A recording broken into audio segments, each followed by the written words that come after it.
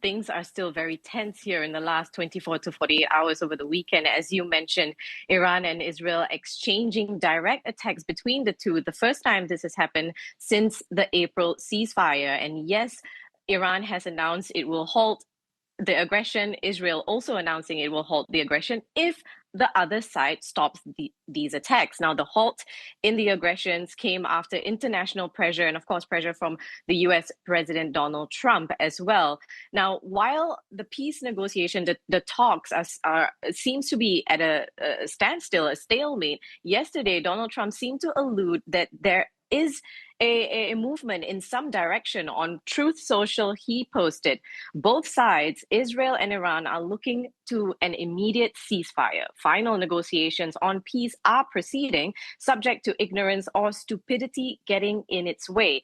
Things should move quickly. Now, we know that in these peace negotiations, there have been a few sticking points, among them Iran's missile and nuclear program, Israel's continued military campaign against Hezbollah in Lebanon, security guarantees in the region, but also the freedom of navigation and the full reopening of the Strait of Hormuz, Stefan.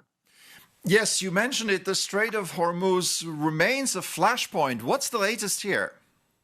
Well, it is essentially open, but shipping traffic remains slow and is nowhere near the levels of pre-February 28. Now, in these latest round of escalations, it's also prompted Gulf countries to announce the rerouting of flight paths in order to resume or continue flight operations in a safe way. But still, we know that there are still maritime mines in the Strait of Hormuz, but also earlier this morning, we have U.S. media reporting that a U.S. Army Apache helicopter downed in the Strait of Hormuz. Crew members were rescued safely, but it shows that the tense situation that we're still in, and with that peace negotiation or the outcome of these peace talks still elusive, everyone, it seems, to be remaining on absolute alert here in the region.